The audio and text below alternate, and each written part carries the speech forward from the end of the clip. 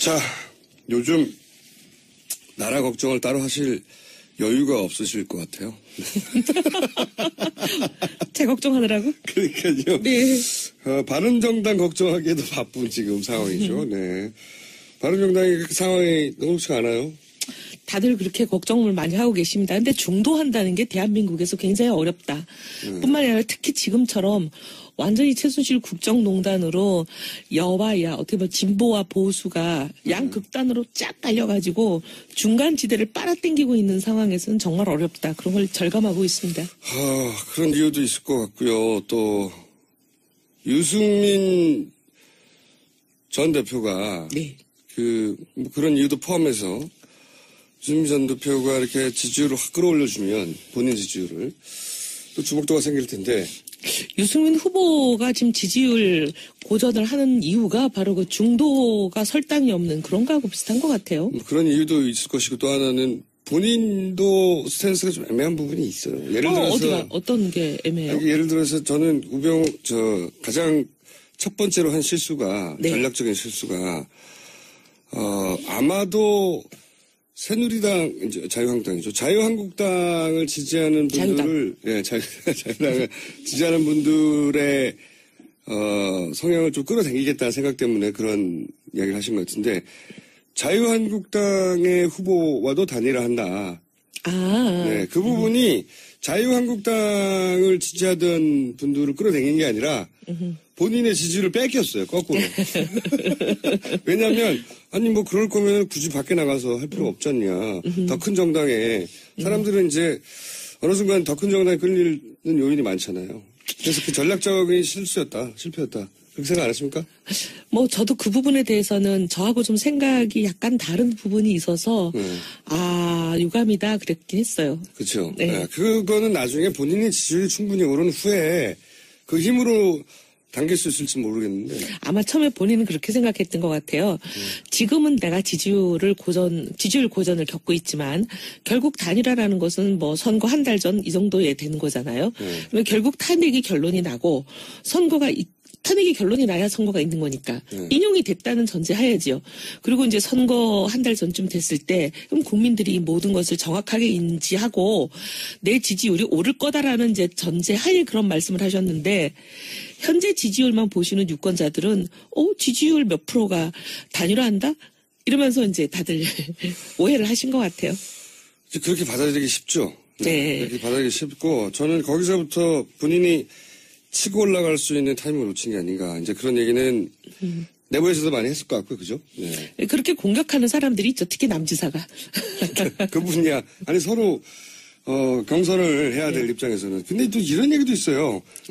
이제 바른정당 내 유승민, 남경필이 아니라 물론 김무성 전 대표가 재등판해야 된다는 얘기도 있고요. 제4의 인물이 되나요? 제4의 인물이 등장해야 되는 거 아니냐 이런 얘기도 있죠. 내부에서. 아니면 이제 연대론을 얘기하시는 분들은 그런 얘기 하시는 거죠. 그리고 재등판론에 대해서는 김무성 전 대표가 하루빨리 본인의 입장을 결정하셔야 된다고 봅니다. 물론 그렇긴 한데요. 말씀하셨다시피 이제 탄핵 심판이 된 이후에 결정하겠죠. 아무래도. 예. 그러기도 하고 그다음에 만약에 결정을 하신다면 분명히 여론조사 해보지 않겠어요? 여론조사가 그렇게 높지. 근데 여론조사는 지금 이제 언론들이 하는 게 몇 개 나와 있잖아요. 내부적으로 돌려봤나요? 내부적으로 돌려봤는지 모르겠지만 여론조사가 언론이 돌린 거랑 내부적으로 돌린 게 다르다면 그건 걱정이죠. 근데 언론은 이미 여러 번 보도를 했습니다. 예, 지지율이 안 나오죠. 지지율이 안 나온 것도 본인이 대선 불출마를 선언한 이유 중에 하나이기도 한데 사실은. 근데 이제 그때 어려웠던 지지율이 그 사이에 뭐 폭등을 할 계기라든가 이런 이유가 보이지를 않기 때문에 글쎄 그 출마를 단행할지 그건 상당히 가능성을 낮게 보는 분들이 많죠. 근데 대안이 없다 보니까 사람들이 대안이 없으면 황교안 대행이라고 하는 의외 인물에게도 쏠리잖아요. 그러니까. 근데 지지율 보셨으면 아시겠지만 그래도 유승민 후보보다 높아야지 나오는 거 아니에요? 그거는 유승민 후보를 돕는 입장에서 그 생각하실 수 있는데. 아니 그게 아니라 지지율이 그렇게 나오니까. 그래서 요즘 홍준표. 우리가 한 게 아니라 언론이 한 거예요. 홍준표 경남도지사를 바른정당으로 끌어오려고 하는 노력이 있다고 하는데 맞아요? 그거는 뭐 예를 들면 이제 김용태 대선기획단장이 한마디 한 것 때문에 그런 네. 여러 가지 설왕설래가 있는 것 같은데 그 뭐 당의 입장이라기보다는 홍준표 지사와 가깝거나 그런 몇 분들의 얘기죠. 근데 뭐 홍준표 지사가 온다면 뭐 예를 들면 대권하고 상관없이라도 바른정당에 입당하겠다고 하면 저는 뭐 문을 닫을 필요는 없다고는 봅니다. 근데 이제 홍준표 지사의 경우에는 지금 아직 대법원 판결이 확정되지 않은 상태에서 과연 출마하는 것을 국민들이 어떻게 판단할지에 대한 부분은 남아있는 거 아닐까요? 출마 선언도 하지 않은 황교안 대행의 10% 이상 주는 걸 보면 보수도 마음 줄 것을 찾고 있기 때문에 대법원 판결이 남아있다 손치더라도 어쨌든 2심에서 무죄가 나왔으니까. 1심은 유죄죠. 네. 1대1이에요. 그렇긴 하지만요. 예. 이 대법원은 이제 보통 법리만 따지니까 그렇죠? 그 사실관계를 따지지 않고 그러니까 무죄가 날 확률이 대법원은 이제 뭐 형량을 따지지 않는다는 거잖아요. 유죄냐 무죄냐. 근데 그게 뭐 1심은 유죄였고 2심이 무죄인데 대법원이 뭐라고 할지는 확률이 반반인 거 아닌가요? 통상은 2심이 무죄면 대법원이 무죄 날 확률이 더 높아요. 훨씬. 여하간 그걸 떠나서 이 보수 유권자들이 이제 답답하니까 표줄 것을 찾다가 어쨌든 2심이 무죄가 됐다고 하고 그다음에 이제 홍준표 도지사가 이제 발언도 센 편이고 색깔도 분명한 편이잖아요. 그래서 표심이 예전부터 대선 후보 물론 주요 후보는 아니었지만 계속 나왔던 분이기도 하고 표심이 갈 수 있습니다. 아, 그럴 수 있죠. 예. 그거는 저는 이제 국민들 판단에 따른 거라고 보고요. 근데 땡기고 있나요, 열심히? 땡기는 사람은 못 봤어요, 아직까지는. 땡기는 사람이 근데 준비하고 있는 사람들은 많이 봤습니다. 예를 들면 준비하고 있는 아니요, 사람. 이제 홍준표 지사와 가까운 분들, 옛날에 이제 홍준표 지사 사람 이렇게 딱지가 붙은 사람들이 있잖아요. 누구예요? 아니 예를 들면 홍준표 도지사 시절에 뭐 부지사를 했대거나 이런 사람들이 있거든요. 네. 찾아보시면 검색하면 금방 나와요. 근데 그런 분들이 지금 이제 방해 비서들 보좌진들에게 이제 오다를 내려서 준비해라 뭐 이랬다는 소문도 있고 보좌진들 사이에서 그런 소문이 많아요. 기정사실로 받아들이는 거죠, 지금. 홍준표 지사는 제가 출마를? 듣기로는 2월 16일을 기다려라. 2월 16일 날 새로운 후보가 나타난다. 이런 굉장히 그 소문들이 많았거든요. 이게 대부분 홍준표 발이 아니냐 생각하고 있는 거죠. 2월 16일이 2심 판결 네. 날이기 때문에 네, 그때 네. 대선 후보가 새로 나타난다고 네. 하는 여의도 소식이 있었는데 그걸 본인이 퍼뜨린 게 아닌가? 이제 본인이 자, 이거 어떻게 하실 겁니까? 특검, 사실 바른정당이 굉장히 유리한 국면이었어요. 1월까지만 하더라도. 자유한국당에 비해서. 자유한국당의 상징적인 인물인 박근혜 대통령은 탄핵 심판에 올라갔고, 자유한국당에서는 비교적 대중적 인지도가 많은 젊은 정치인들이 많이 왔고, 그리고 처음 등장했을 때만 해도 자유한국당 지지율이 훨씬 높았어요. 실제로. 근데 지금은 쭉쭉쭉쭉 떨어졌어요. 절반도 안 돼요. 자유한국당에. 이게 예를 들면 특검 연장에 대해서 가장 먼저 앞서야 되는데 물론 지금 특검 연장에 같이 노력하고 있죠. 당은 제일 먼저 특검 연장에 대한 입장도 밝히고 그다음에 황교안 대행에게 우리가 시한을 줘서 며칠 날까지 황교안 대행이 이걸 승인 안 한다. 그럼 우리는 바로 국회에서 특검 연장으로 연장법을 처리하겠다. 이렇게까지 이제 공언도 하고 공식 발표를 했는데 우리 당 소속인 이제 법사위원장이 조금 묘한 행보를 보인다. 이것 때문에 다들 국민들이 헷갈려 하죠, 지금. 권성동 법사위원장은 원론을 얘기하고 있죠. 원래 네. 이제 여야 합의가 돼야 여야 합의가 돼야 법사위를 통과하니까. 네. 그렇게 따지면 정세균 국회의장도 민주당 출신이지만 원론을 얘기하고 있어요. 네. 여야 합의가 돼야 직권상정할 수 있다고. 남은 길은 직권상정밖에 없는 것 같은데. 저는 우리 권성동 위원장의 여야 합의 이 부분도 조금 네. 좀 더 전향적으로 했으면 좋겠다 이런 생각이 있는데 정세균 의장은 지금 뭐 당적은 없지만 원래 평생 민주당 해오신 분이잖아요. 평생이요. 저분은 왜 저러실까? 그게 더 이해가 안 돼요. 이렇게 국회의장 자리에 가면 그렇게 된다고 하더라고요. 아니 근데 정의화 의장은 네. 테러 방지법을 국가 비상사태다라고 하면서 직권상정했거든요. 말도 안 되는 경우였는데 네. 지금이야말로 비상사태로 논할만한 사태죠. 대통령이 탄핵에 가 있으니까요. 그래서 그분 부분이 좀 지금 굉장히 이해가 안 되는 분들이 그러면은 많아요. 바른정당이 국회의장실을 몰려가세요. 제가 보기에는 바른정당이 본인들의 어떤 정치적 선명성을 드러낼 기회 중에 하나가 직권상정하라고 예상치 못하게도 바른정당이 몰려가서 정세균 의장을 압박하는 겁니다. 그런 거 생각 안 해보셨어요?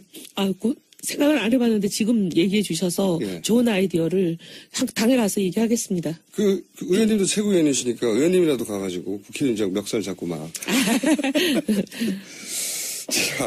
자, 지금 저건 어떻게 돼가고 있습니까?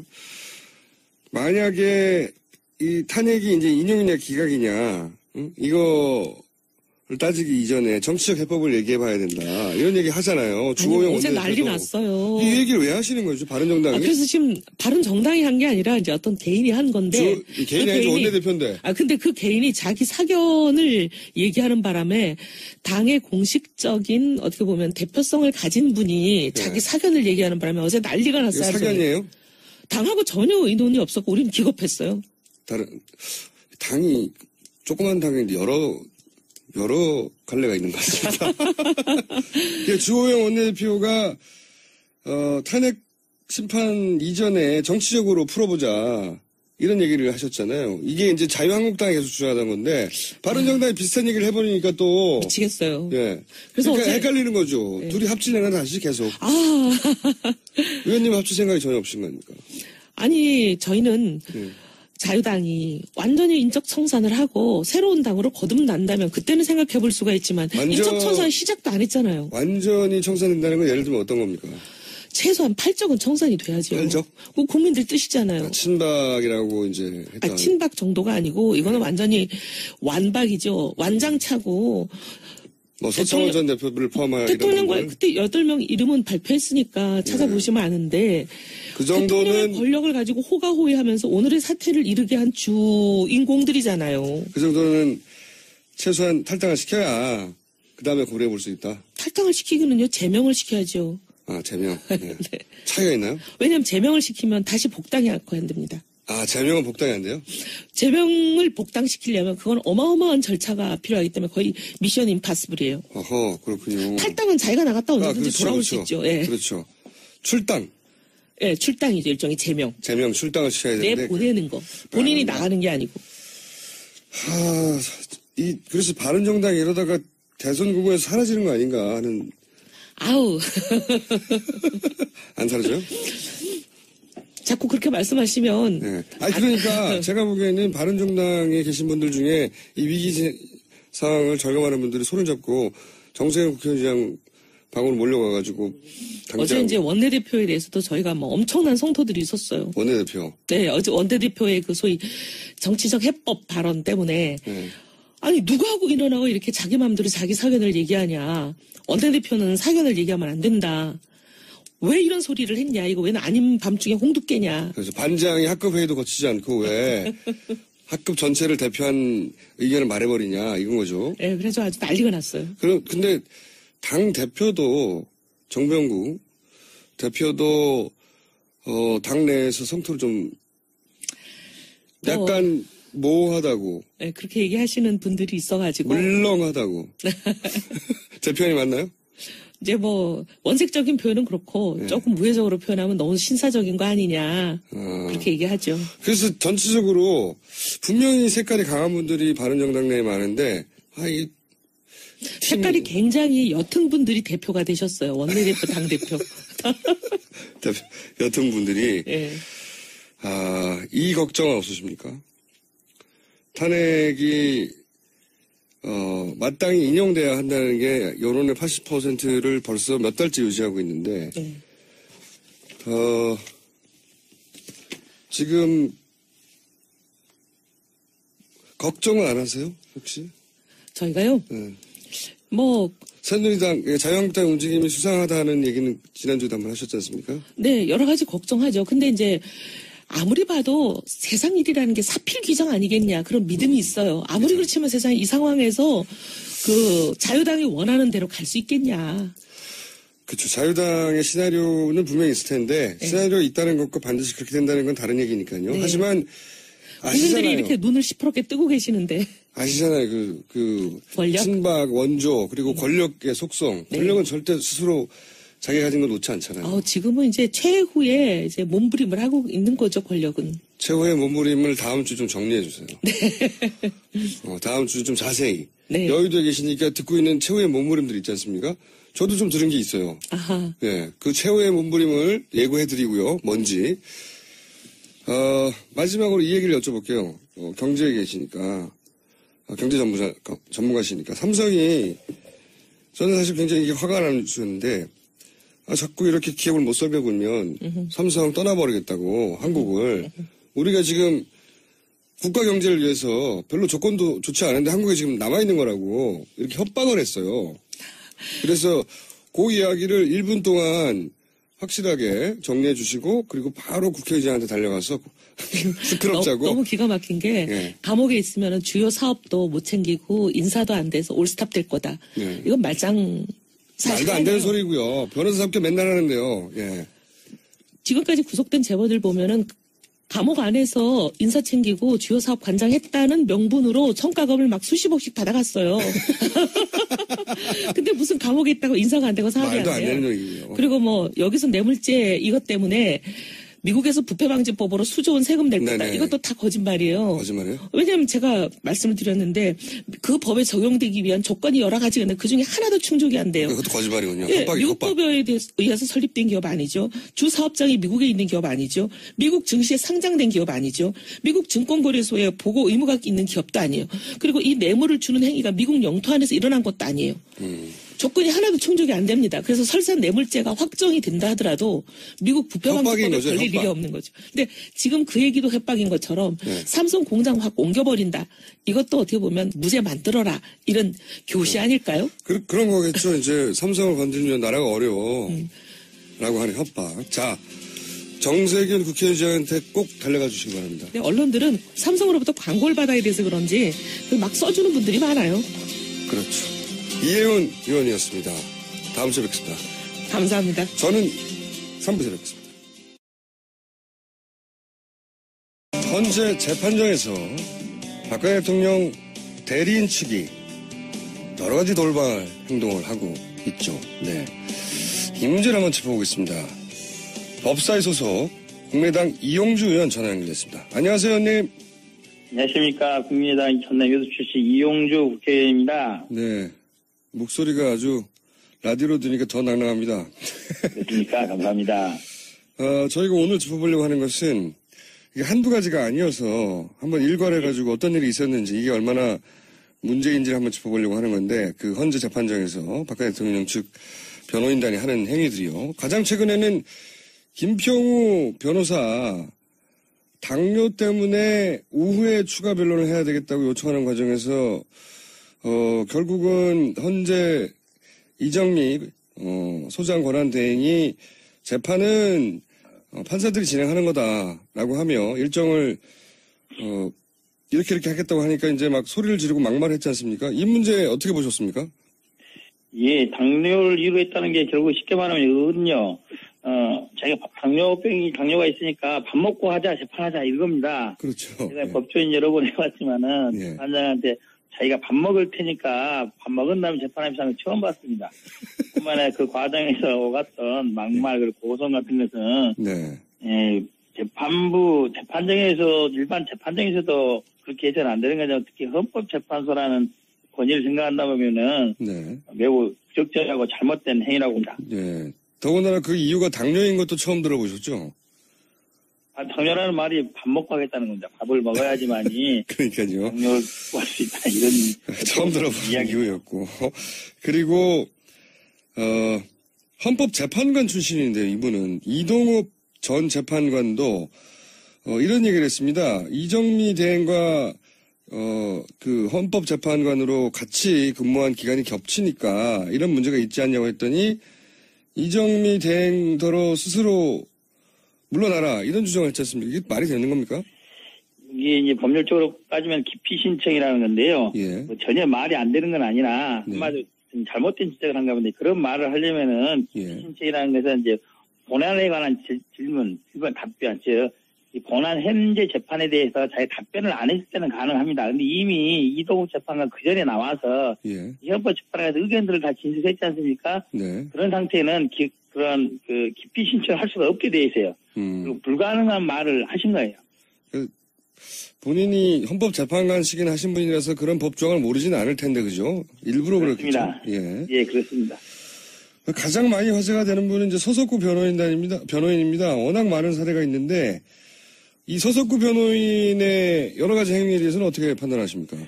저는 서석구 변호인이 저도 이제 최근 보고 이제 어떤 분이신가 알아봤는데요. 예. 뭐 재판장에서 기도를 한다든지, 예. 태극기를 몸에 두르고 나온다 이런 것들은 예. 아마도 일반적인 법정에서 있으면은 법정 모독으로 감치 처벌 받기에 충분한 일이다. 아마도 헌법재판소에서 예. 그러한 논란을 자극하지 않기 위해서 그런 조치를 안 취하고 있는 거라고 봅니다. 하지만은 헌법재판소가 가지는 권위, 헌법재판이 가지는 상징성을 온다면은 법정에서 그렇게 하는 것을 더 이상 방치해서는 안 된다고 봅니다. 한두 가지가 아니었어요, 그죠? 예. 소리를 지르기도 하고, 그리고 뭐 전원 사퇴한다고 하는 것도 일종의 협박 아니겠습니까?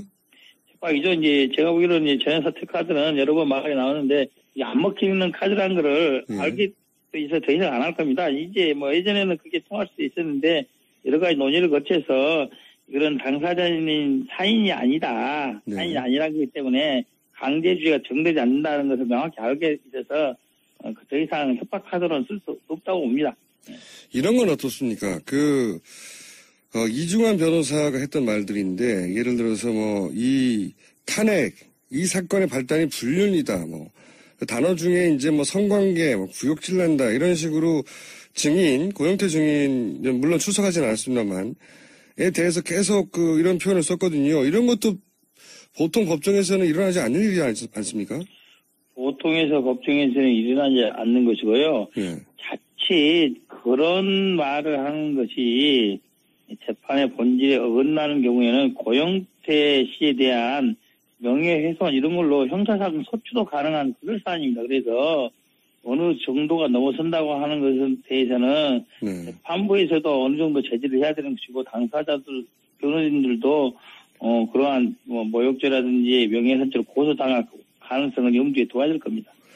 이런 건 어떻습니까? 2,000개 녹취 파일, 대부분이 상관없는 파일이라고 하는데 이걸 다 틀자고 하는 요구는 어떻게 해석해야 됩니까?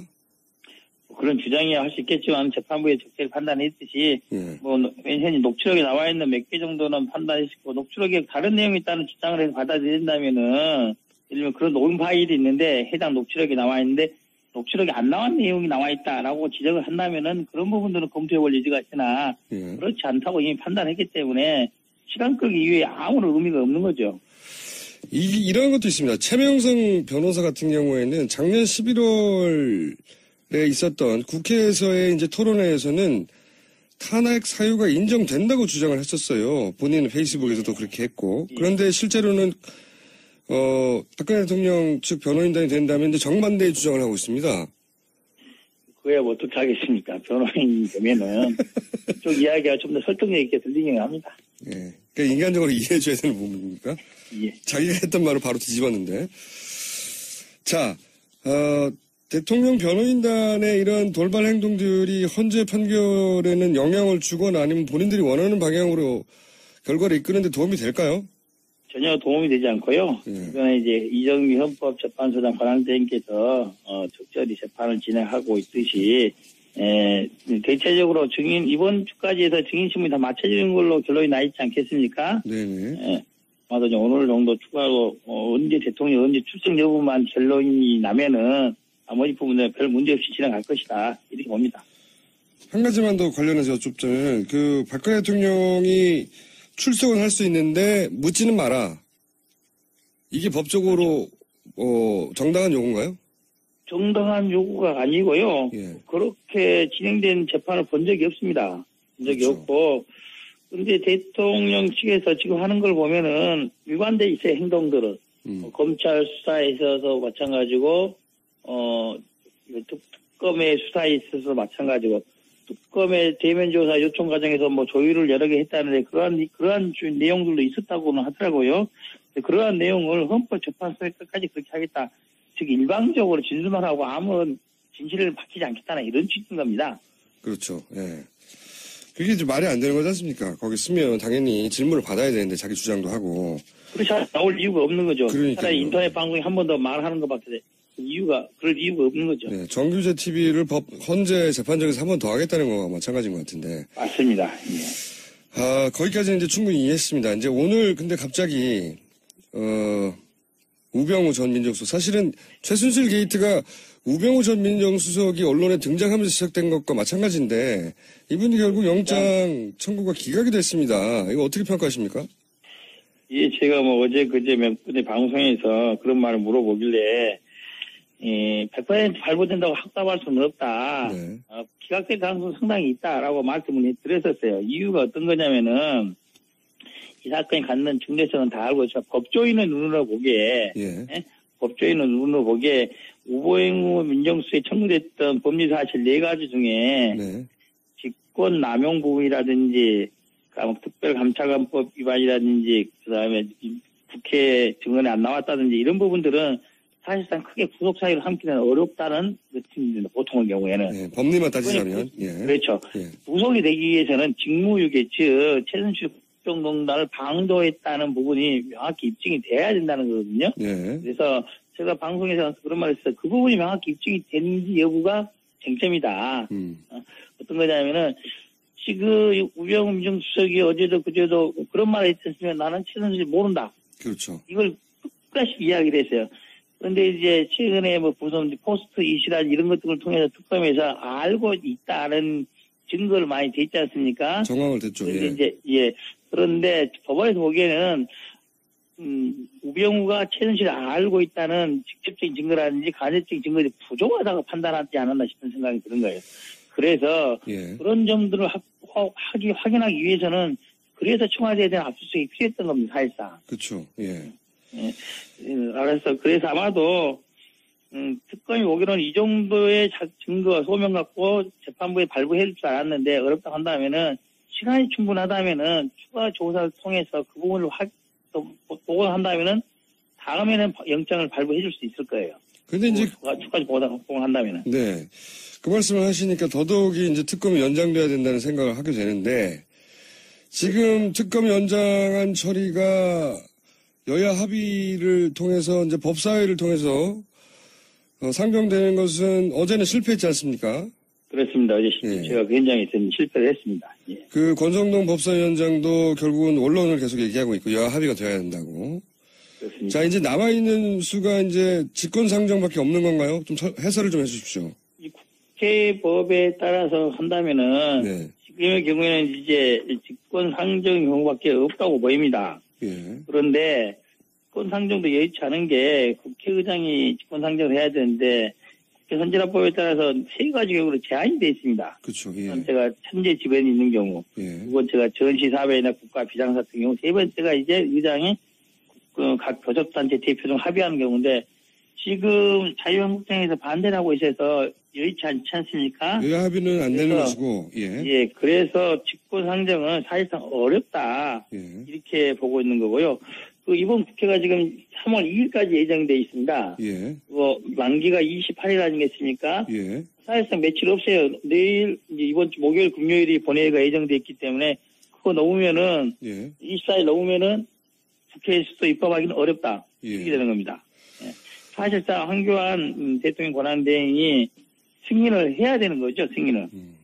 승인은 안 하실 거라고 보죠? 저는 안 할 거라고 봅니다. 예. 단지 안 할 거라고 보는데, 단순하게 황교안 권한대행 이걸 꼭 해라고 이런 식으로만 압박하지 말고, 예. 조금 적극적으로 야당들이 대응을 했으면 좋겠어요. 예를 들면은, 황교안 권한대행에서 승인을 오늘까지 안 한다고 한다면은, 예. 이거는 국무위원, 국무총리에 대한 해임 건의를 할 수도 있기도 하고, 그 다음에 탄핵을 할 수도 있어요. 탄핵 소추도 할 수 있습니다. 즉, 탄핵되면은 국무총리의 직위를 정지할 수 있지 않겠습니까? 탄핵을 하려면 똑같이 박근혜 대통령을 탄핵했듯이 그런 절차를 거쳐야 되는 거 아닙니까? 요거는 이제 국무총리에 대한 탄핵이기 때문에 예. 3분의 1 발의 2분의 1 탄핵이 끝나는 겁니다. 즉, 야당만으로 할 수 있는 거예요. 그래서 그렇군요. 그러한 불명예를 안 잃을 것인지 말지를 선택할 수 있도록 그걸 압박하도록 사용을 해야 되는 거 실제로는. 지금 이제 말씀하시는 것은 황교안 대행을 탄핵이라는 수단으로 압박도 하고, 그렇습니다. 그렇게 해서 황교안 대행이 연장에 동의하도록 저는 그렇게 나오더라도 동의는 안 할 것 같긴 합니다만은 이제 황교안 이제 원안대의 특성이나 성격을 본다면은 만약에 이걸 안 해서 예. 본인에 대한 탄핵 소추안이 발의되고 의기를 낸다. 헌법재판 어떻게 결론이 되다. 어쨌든 권한이 정지되지 않습니까? 예. 그게 가능할 거라 생각한다면 저는 도장 찍을 거라고 봅니다. 그렇게 예상하시는군요. 자, 그거 아니면 방법이 없습니다. 직권상정밖에 없는데 직권상정은 지금 여야 합의는 안 되는 것이고 전시사항도 아니고 이것은 이제 비상사태로 해석하느냐 하는 것만 남았는데 그렇죠. 예. 정세균지의 국회의장이 그렇게 이제 통상적인 국회에 어긋나게 예. 무리하게 해석을 하려고 하지 않을 것 같아요. 예, 그분 성향이 그런데요, 원래. 예, 그렇습니다. 정세균 국회의장이 이것을 국민들을 얼마나 비상사태로 여기는지에 대해서 의사를 전달할 필요도 있겠군요, 국민들이 전화해서. 그렇습니다. 예. 여의도 안에서 해결하기는 지금 어려운 상황 아닙니까, 그죠? 제가 보기로는 여의도 안에서 해결하기는 네. 국회라는 틀 내에서 하기는 조금 어려운 상태가 아닌가 그렇게 보고 있습니다. 알겠습니다. 이게 얼마나 심각하게 일반 국민들이 여기고 있는지를 여의도에 다시 전달하는 수밖에 없겠네요. 그렇다고 봅니다. 예. 알겠습니다. 자, 그러면 촛불 집회를 부추기는 분으로 저희가 의원님을 특정하기로 하고, 그리고 정세균 이번 주 한 번 남은 겁니다. 예. 그렇죠. 예. 정세균 국회의장에 대해서도 사실은 국민들 의견 표현을 해야 될 상황이 온 것 같긴 합니다. 네. 예, 그렇습니다. 오늘 여기까지 하겠습니다. 다음에 또 뵙겠습니다. 감사합니다. 예, 감사합니다. 네, 지금까지 국민의당 이용주 의원이었습니다. 4대 천왕. 종편 4대 천왕. 아이고, 따지고 싶지도 않다, 이제.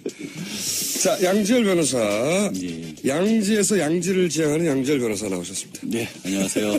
사실 안녕하지 못하네요, 오늘 아침에도. 참. 쭉 양지만 지향하시다가 예. 제가 이제 음지에 있는 사람하고 자꾸 만나다 보니까 음지의 시각이 좀 생기셨어요. 바른 음지에 있어도 그래도 우리는 또 빛을 향해 나가야죠. 그렇죠? 전 우병 민정수석 얘기를 하지 않을 수 없잖아요, 오늘은. 그래서 조금 우울해요, 사실은. 이 코너의 성격상. 근데 저는 그분들, 판사님들이 법조인 중에서도 엘리트잖아요. 영장실질심사를 하는 판사들은 더더군다나. 그러니까 제일 잘 나가는. 원래 사법시험이 그렇게 어렵다고 했는데. 네.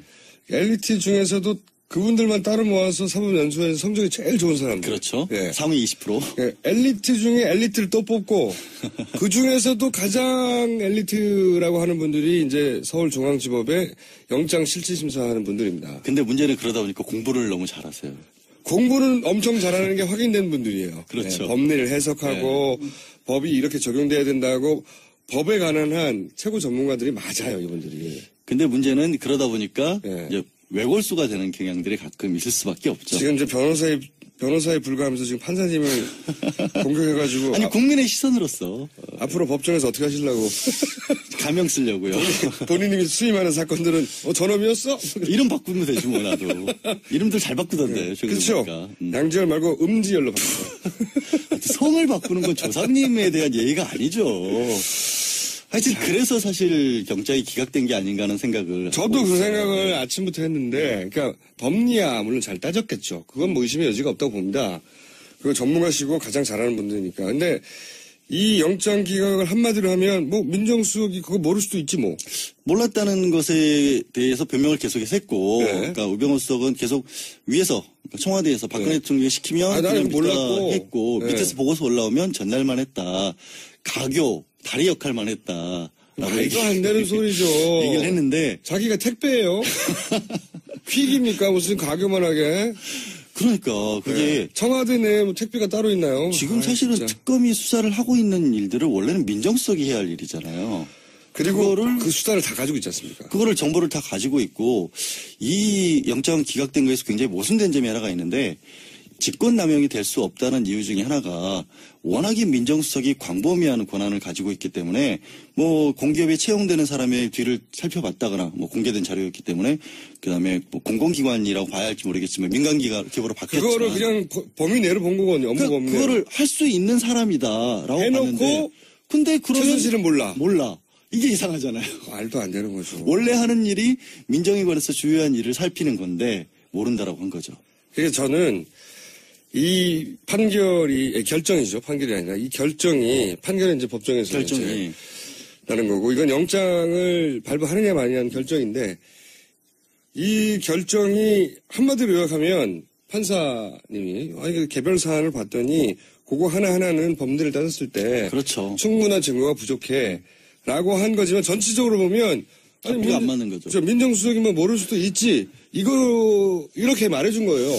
그러니까 이런 거죠. 직무유기라고 하는 거 직권남용 크게 두 개잖아요. 근데 직무유기 같은 경우가 글자 그대로 법 논리만 따지고 본다면 네. 앞에서 예를 들어서 도둑이 도망을 가는데 경찰관이 그걸 보고도 오늘 피곤하니까 쉴래 이래서 안 잡았다. 이런 정도가 돼야 이제 직무유기라고 법적으로는 봐요. 직무유기를 법적으로 인정하는 사례가 그렇게 많지 않다고 하더라고요. 아주 의식적으로 그냥 풀어줬을 때. 근데 말씀하신 것처럼 이거는 하나만 놓고 보면 하나하나 사안 정도를 놓쳤다라고 하면 그렇게 볼 여지가 있긴 한데 너무 많거든요. 그런 게. 전체적으로 하나하나 따질 게 아니라 너무 많아요. 전체 흐름을 볼 때 이 모든 걸 다 모르고 할 수 어떻게 민정수석이 있으면서 이걸 하나도 안 봤지라는 얘기를 당연히 물어볼 수 있어야 그러니까요. 되는데 그 부분을 안 다툰 것 같아요. 그걸 안 다툰 게 저는 이제 판사들이 엘리트 판사들이 법을 다루는 데는 유능한데 법만 따지면 그러니까 원래 공부 열심히 하는 학생들은 주변 안 보잖아요.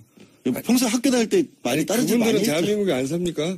그분들은 연수원 안 다녀보셨죠? 연수원에 진짜 공부 잘하는 사람들은요, 진짜 딴 세상에 살아요. 진짜 책하고 정말 글자 그대로 집하고 학교밖에 몰라요, 진짜. 그런 사람들. 그것이 저는 이 면제가 될 수 없다고 생각합니다. 면제가 될 수 없다는 얘기를 저도 하는 거예요. 그래서 사법 시스템을 바꾸기 전에는 이게 바뀌지 않을 저도 텐데. 똑같은 생각인데 문제는 지금 당장의 문제가 이거를 그렇다고 특검이 나온 이제 28일 날 끝나는데 아까 조금 전에 이제 연장하느냐 마냐 하고 있지만 연장을 해도 지금 상황에서는 바뀔 게 없거든요. 이 법론을 그대로 적용을 해가지고는. 근데 이제 저는 연장을 하게 되면 조금 더 그 법논리의 기준에 맞는 증거물도 조금 더 찾아내고 이렇게 보시면 조금 돼요. 더 수사를 할 수 있겠죠. 삼성이 이재용 부회장에 대해서 영장이 처음에 기각됐다가 두 번째에 발부가 됐을 때 바뀐 게 바로 첫 번째는 합병 하나에만 받다가 두 번째는 그걸 폭넓게 받잖아요. 2년여에 걸친 밀월 관계. 네. 이 경우도 사실 그런 식으로 특검이 다시 한번 바꿀 수도 있을 것 같은데. 시간이 없단 말이죠. 시간이 없죠. 연장을 해야 참 되고. 그러고 보니까 참 이재용 영장 얘기하니까 네. 750원 750원을 제가 예. 알아서 할 테니까 신경 끄시고요. 아니 그게 500만 청취자인데 아니 제가 500만 분에게 그 750원씩은 삼성 사장단과 의논하기로 했어요. 37억 5천만 원이에요. 저한테 집단 소송해달라는 분들이 꽤 많이 계세요. 김환중 공장장 상대로. 네, 들어오세요. 네. 소송 들어오시고. 카페 예설하겠습니다. 근데 하여튼 여기서 오늘 우병우 전 수석이 영장이 기각되게 된데 결정적인 또 계기는 그래도 어쨌든 판사이기 때문에 증거가 있어야 되는데 딱 떨어지는 물증이 없었다라는 게 좀 아쉬움이 있다는 거죠. 물증은 압수수색을 못하게 하는데 어떻게. 그렇죠. 청와대가 압수에 못 들어가니까. 이게 왜 물증이 있어야 되냐면 이런 거죠. 누가 이제 그런 말씀을 하시더라고요. 아니 몰랐다고 하면 다냐. 그럼 잘못한 일을 하면서도 나는 몰라서 못했다고 하면 뭐 교통신호 어겨놓고 난 못 봤다 이래버리면 다 되는 거 아니냐. 그거를 법적으로 명백히 불법이라는 것을 알면서도 이게 몰랐다라고 할 수 없다. 이런 얘기인데 그거를 밝혀내기가 어려웠던 거예요. 그러니까 그게 청와대 내에서 민정수석실 내에서 오간 자료들을 보면 특검이 아니 어떻게 이런 자료들을 보면서도 이게 불법이라는 사실을 몰랐다고 말할 수 있느냐를 따져 물어야 되는데 그게 아무것도 없었던 거죠. 아무것도 없다기보다는 부족한 거죠. 많이 부족했죠. 많이 부족한 거죠. 왜냐하면 이제 일단 우병우 민정수석 역시 엘리트 검찰 출신이라 그렇죠. 예. 검찰이 어떻게 수사하는지 잘 알고 있으니 검찰이 수사할 것을 미리 다 증거를 인멸했을 수도 있고요. 이 사항도 고려됐어야 된다고 봅니다. 당연히 모든 정보를 다 쥐고 있는 민정수석에 하는 위치 그리고 엘리트 검사 출신으로 검사들이 수사를 할 때 얼마나 잘 대응할 수 있는가에 대한 고려 그리고 청와대에 압수수색하지 못한 것 이런 고려 그리고 이게 단순히 법리를 따지는 게 아니라 전체적으로 과연 이 사람이 2년 동안이나 이런 걸 아무것도 몰랐을 위치에 있는 것인가에 대한 고려 그리고 시대 정신이 뭔가에 대한 고려 뭐 이런 게 있어야 되는데 법만 따지면 뭐합니까? 그러니까 직권남용이나 직무유기를 따질 때 공무원에게 따지는데 그 공무원이 어떤 공무원이냐도 봐야 되거든요, 사실은. 그러니까 그냥 자기 단순 맡은 직무 하나가 가진 범위라는 걸 봐야 되는데 민정수석의 범위는 굉장히 크고 다만 이제 증거인멸 같은 것들이 나와주면 결정적으로 구속 사유가 되기도 하는데 증거인멸을 지금 본인이 하고 있지 않고 청와대가 하고 있으니까 그것도 우전수석 청와대 증거인멸의 가이드라인을 이분이 세웠다고 의심해봐야 되는 정황인 거죠. 왜냐하면 민정수석이야말로 그런 걸 가장 잘 아는 자리니까. 지금 밖에 나와 있잖아요. 문제는. 아니 이미 그 가이드라인을 세워주고. 예, 그분하고 이분하고 통화를 안 한다고 누가 보장할 수 있고 의사소통이 없다고 제가 이제 말하고 싶은 건 근데 이거는 그 수사에 있어서 한계점을 말하는 건데 저는 이제 판사에 대해서도 말하고 싶어요. 정말 법만 공부해서 이런 거는 사실 세상에 대한 판단이기도 하거든요. 그 언론의 흐름 내지는 알려진 바에 따르면 우전수석이야말로 사실 이번 사건에 문을 연 사람이잖아요. 코어예요, 코어. 네. 그러니까 진경준 검사장, 전 검사장 사태부터 시작해가지고 그다음에 이게 어떻게 장모의 건물과 넥슨과 연결이 돼 있네 이런 것들이 나오다가 나비 효과처럼 번졌다라는 게 이제 이 나비 효과 이론이라고 많이 나왔잖아요. 그리고 실제로 뭐 지난번에 정윤회 문건 파동 때도 그때는 민정비서관이었지만 그거를 막았던 사람도 이 민정수석, 우주영 민정수석이기 때문에 원래는 이걸 처음부터 끝까지 얘기하신 것처럼 다 알고 있다라고 보는 게 상식에 더 가깝겠죠. 근데 그런 부분들을 특검이 수사가 부족해야 할지 얘기하신 것처럼 판사가 그걸 큰 글을 못 봤다고 해야 할지 하여튼 좀 아쉬운 거죠. 특검이 이제 충분한 자료를 모으지 못했다는 것은 이해할 만한 구석이나 저는 실제로 원리적 시간이 부족했으니까요. 근데 이것도 있어요. 이런 게 뭐냐면 민정수석실에서 일을 도와주는 사람들이 예를 들어서 지금의 뭐 한참 사태의 최순실 게이트의 공신들은 안종범 전 수석이나 정호성 전 비서관처럼 수첩에 깨알같이 적어놓고 아니면 휴대전화에 녹음을 해놓고 이런 사람들이잖아요. 민정수석실에서 우전수석을 도와줬던 사람들이 그런 자료를 남겼을까요? 그렇게 거래를 하진 않았겠죠. 그것도 상당히 난점이었을 겁니다. 이거를 특검이 수사가 부족했다고 오늘 아침에 벌써 이제 언론이 지적도 하더라고요. 왜 검찰은 안 건드렸냐. 그 직접적인 수뇌부를.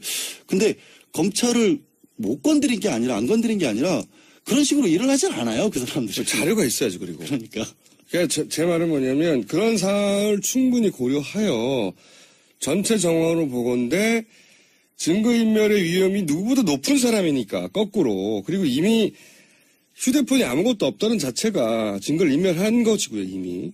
그러니까 종합적으로 판단하여 지금은 거꾸로 구속을 해야 증거가 나올 상황이 되는 겁니다. 이게. 오히려 반대로. 예. 근데 그 증거들을 다 청문회도 왜 안 나오고 다녔겠어요. 계속해서 바깥으로 개인적으로 대책회의하고. 그러니까 이제 법만 공부해서 세상을 판단하도록 판사님들에게 맡겨놓은 것에 대한 한계가 아주 여실히 드러난 사례라고 보고.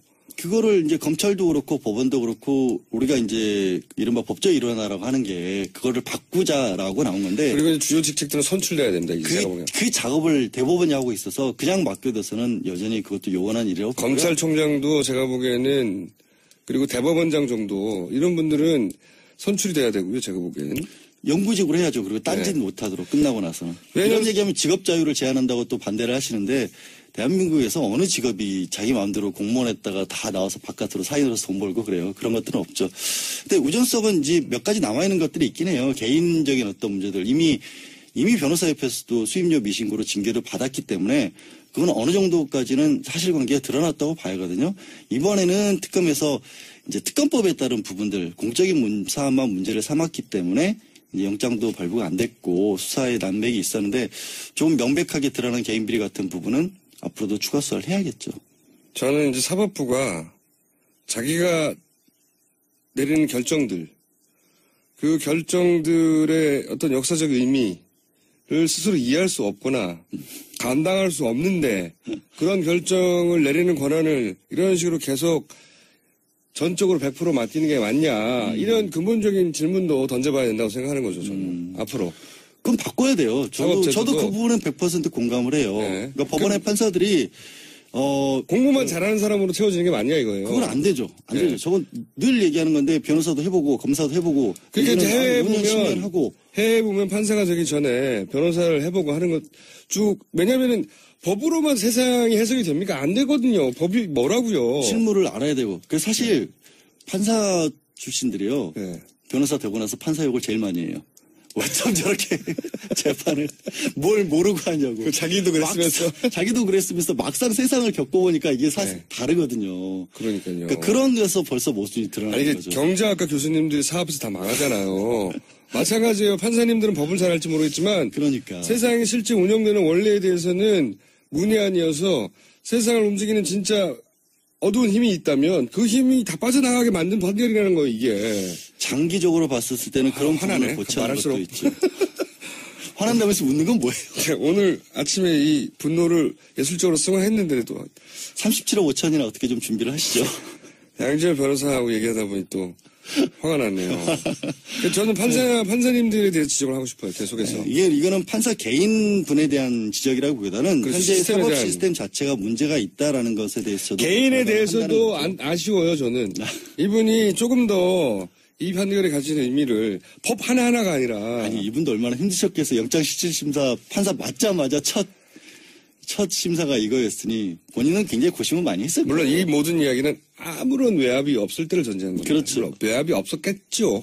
그건 당연한 거 당연히 아니, 양지를 그건 지향하는 변호사로서는 당연히 그렇게 우리 바람이고요. 예. 외압이 없는 세상은 그렇게 흔치 않습니다. 모든 분야에서. 아니라니까 그래도 아니에요. 그렇게 보지 맙시다. 자, 그래서 저는 이 우병우 전 수석의 영장 기각을 가지고 법 쪽의 주요 직위들, 예. 검찰총장, 이게 다른 나라에서 많이 하거든요. 아니 대법도 그렇고 대법원장? 검찰도 그렇고 네. 검사장급들은 예를 들어 선출한다거나 네. 뭐 이런 결정들이 미국의 있어야 지방 판사도 저 지역 카운티에서 투표해서 뽑기도 해요. 거의 영구직이죠. 그리고 한 번 네. 그렇기 때문에 대신 굉장히 신중하게 뽑고 그렇죠. 그리고 그분들은 평생의 명예직이기 때문에 나와서 그냥 딴 일 할 수 없고 그러니까 누구 신경을 안 쓰는 거예요.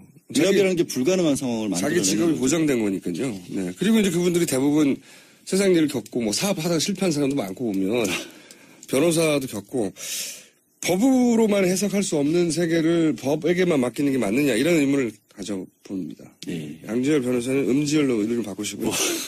성은 이름을 바꿔요. 성은 못 바꿔요. 아버지가 돈 나요. 그럼 양지냉 어때요? 양지냉. 아이씨. 양지열 말고. 자, 아유, 예. 자, 그럼 당분간 제가 양지냉으로 부르겠습니다. 지금까지 양지열. 곧 이름을 양진냉으로 바꿀지도 모르는 양지열 변호사였습니다. 감사합니다. 네, 고맙습니다. 소속인 이제 법사위원장이 네. 조금 묘한 행보를 보인다. 이것 때문에 다들 국민들이 헷갈려 하죠, 지금. 권성동 법사위원장은 원론을 얘기하고 있죠. 원래 네. 이제 여야 합의가 돼야 여야 합의. 합의가 돼야 법사위를 통과하니까 네. 그렇게 따지면 정세균 국회의장도 민주당 출신이지만 원론을 얘기하고 있어요. 네. 여야 합의가 돼야 직권상정할 수 있다고. 남은 길은 직권상정밖에 없는 것 같은데. 저는 우리 권성동 위원장의 여야 합의 이 부분도 조금, 네. 좀 더 전향적으로 했으면 좋겠다 이런 생각이 있는데, 정세균 의장은 지금 뭐 당적은 없지만 원래 평생 민주당 해오신 분이잖아요. 평생이요. 저분은 왜 저러실까? 그게 더 이해가 안 돼요. 이렇게 국회의장 자리에 가면 그렇게 된다고 하더라고요. 아니, 근데 정의화 의장은 네. 테러 방지법을 국가 비상사태다라고 하면서 직권상정 사실 했거든요. 말도 안 되는 경우였는데 네. 지금이야말로 비상사태로 논할만한 사태죠. 대통령이 탄핵에 가 있으니까요. 그래서 그런 부분이 좀 지금 굉장히 이해가 안 되는 부분이 그러면은 많아요. 바른정당이 그 국회의장실을 몰려갔어요. 제가 보기에는 바른정당이 본인들의 또 정치적 선명성을 드러낼 기회 중에 하나가 직권상정하라고 예상치 못하게도 바른정당이 몰려가서 정세균 의장을 압박하는 겁니다. 그런 거 생각 안 해보셨어요? 아, 생각을 안 해봤는데 지금 얘기해 주셔서 예. 좋은 아이디어를 당에 가서 얘기하겠습니다. 그 의원님도 최고위원이시니까 의원님이라도 가가지고 국회의장 멱살 잡고 막. 자, 지금 저건 어떻게 돼가고 있습니까? 만약에 이 탄핵이 이제 인용이냐 기각이냐, 응? 이거를 따지기 이전에 정치적 해법을 얘기해봐야 된다. 이런 얘기 하잖아요. 주호영 어제 난리 원내대표도. 났어요. 이 얘기를 왜 하시는 거죠? 바른정당이? 그래서 지금 바른 정당이 한 게 아니라 이제 어떤 개인이 한 건데. 개인이 아니죠. 원내대표인데. 근데 그 개인이 자기 사견을 얘기하는 바람에 당의 공식적인 어떻게 보면 대표성을 가진 분이 자기 사견을 얘기하는 바람에 어제 난리가 이거 났어요. 사견이에요? 당하고 전혀 의논이 없었고 우리는 기겁했어요. 당이 조그만 당인데 여러 갈래가 있는 것 같습니다. 주호영 원내대표가 탄핵 심판 이전에 정치적으로 풀어보자. 이런 얘기를 하셨잖아요. 이게 이제 자유한국당이 계속 주장하던 건데, 바른정당이 비슷한 얘기를 해버리니까 또. 미치겠어요. 예.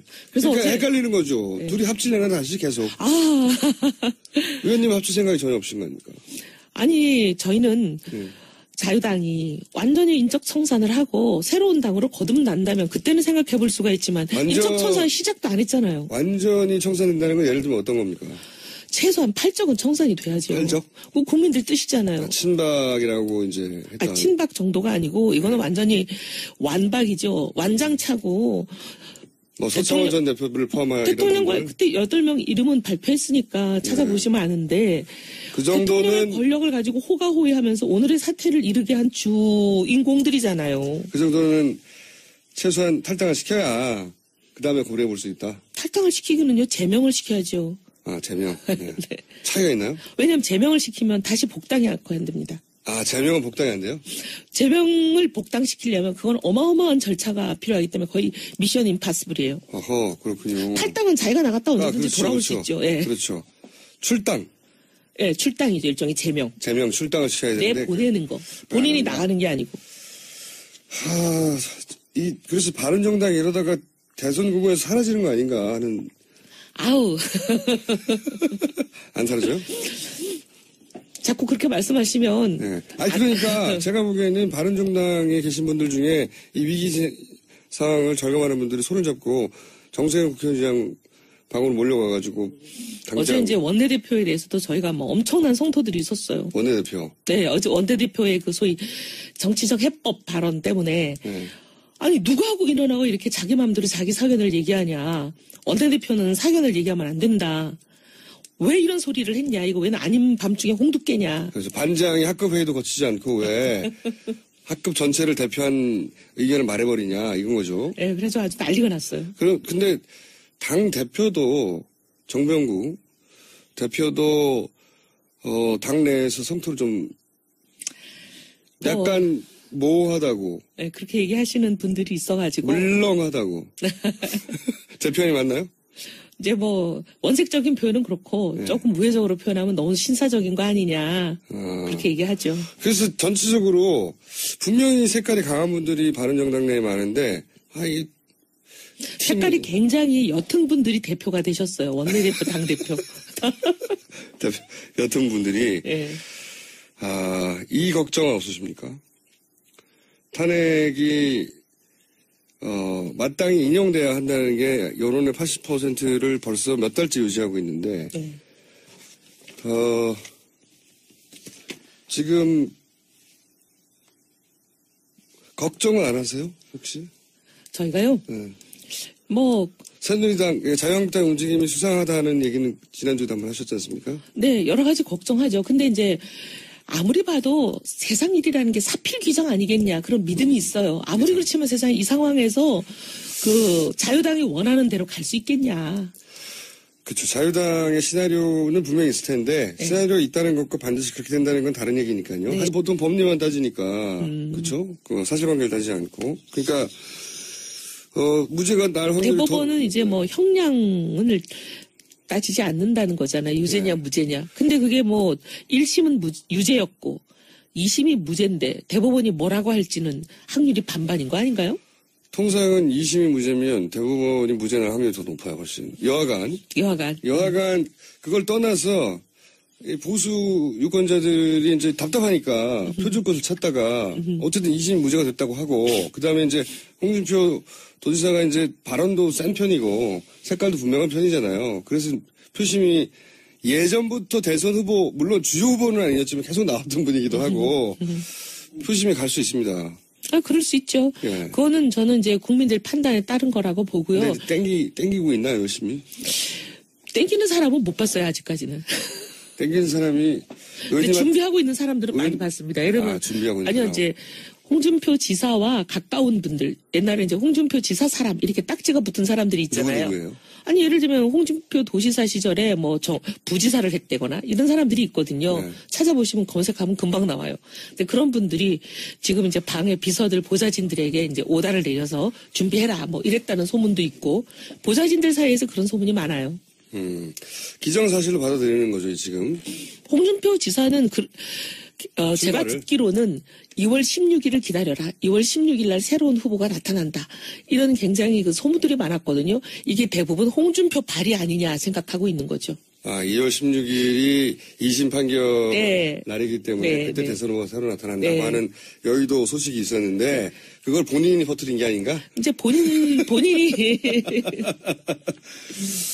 자, 이거 어떻게 하실 겁니까? 특검, 사실 바른정당이 굉장히 유리한 국면이었어요. 1월까지만 하더라도. 자유한국당에 비해서. 자유한국당의 상징적인 인물인 박근혜 대통령은 탄핵심판에 올라갔고, 자유한국당에서는 비교적 대중적 인지도가 많은 젊은 정치인들이 많이 왔고, 그리고 처음 등장했을 때만 해도 자유한국당 지지율이 훨씬 높았어요. 실제로.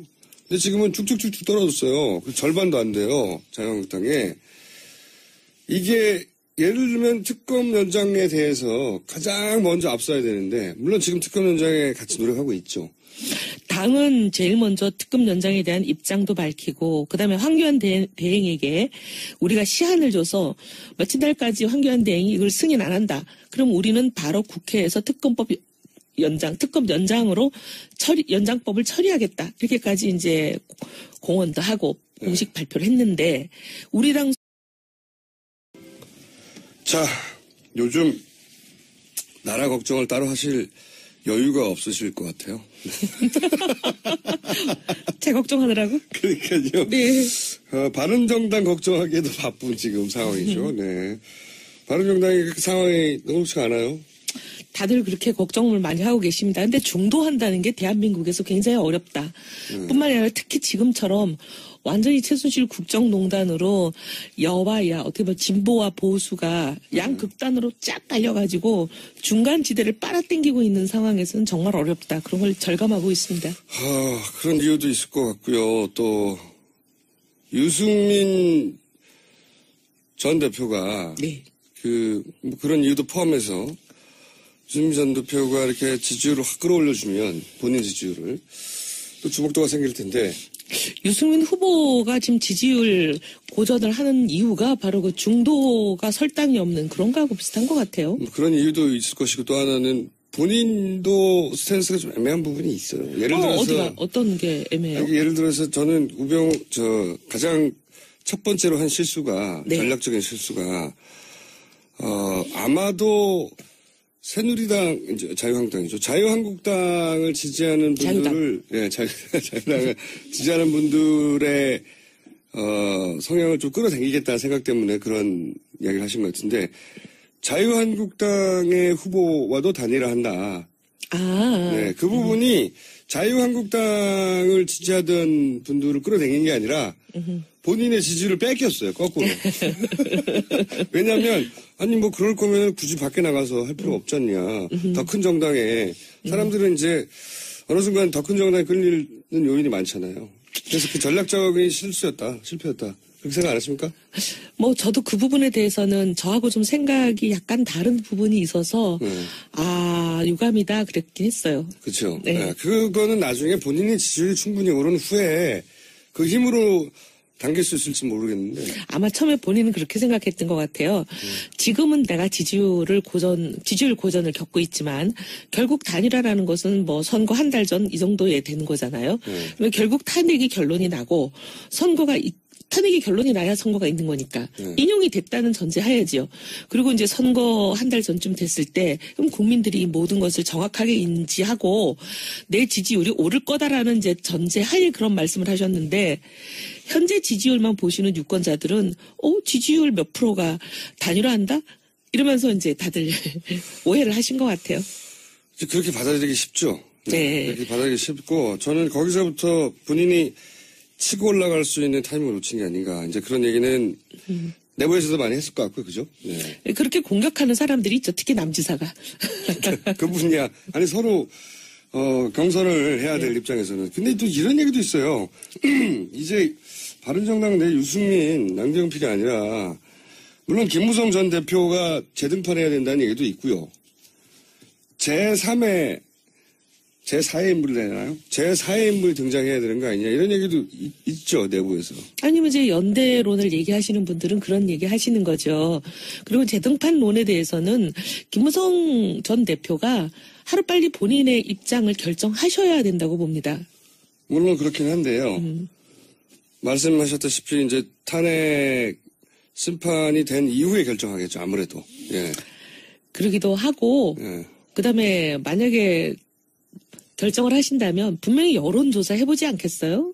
여론조사가 그렇게 높지. 근데 여론조사는 지금 이제 언론들이 하는 게 몇 개 나와 있잖아요. 내부적으로 돌려봤나요? 내부적으로 돌려봤는지 모르겠지만 여론조사가 언론이 돌린 거랑 내부적으로 돌린 게 다르다면 그건 걱정이죠. 근데 언론은 이미 여러 번 보도를 했습니다. 예, 지지율이 안 나오죠. 예, 지지율이 안 나온 것도 본인이 대선 불출마를 선언한 이유 중에 하나이기도 한데 사실은. 근데 이제 그때 어려웠던 지지율이 그 사이에 뭐 폭등을 할 계기라든가 이런 이유가 보이지를 않기 때문에 글쎄 그 출마를 단행할지 그건 상당히 가능성을 낮게 보는 분들이 많죠. 근데 대안이 없다 보니까 사람들이 대안이 없으면 황교안 대행이라고 하는 의외 인물에게도 쏠리잖아요. 그러니까. 근데 그 지지율 보셨으면 아시겠지만 네. 그래도 유승민 후보보다 높아야지 나오는 거 아니에요? 그거는 유승민 후보를 돕는 입장에서 그 생각하실 수 있는데. 아니 그게 아니라 지지율이 그렇게 나오니까. 그래서 요즘 홍준표. 우리가 한 게 아니라 언론이 한 거예요. 홍준표 경남도지사를 바른정당으로 끌어오려고 하는 노력이 있다고 하는데 맞아요? 그거는 뭐 예를 들면 이제 김용태 대선기획단장이 한마디 한 것 때문에 그런 네. 여러 가지 설왕설래가 있는 것 같은데 그 뭐 당의 입장이라기보다는 홍준표 지사와 가깝거나 그런 몇몇 분들의 얘기죠. 근데 뭐 홍준표 지사가 온다면 뭐 예를 들면 대권하고 상관없이라도 바른정당에 입당하겠다고 하면 저는 뭐 문을 닫을 필요는 없다고는 봅니다.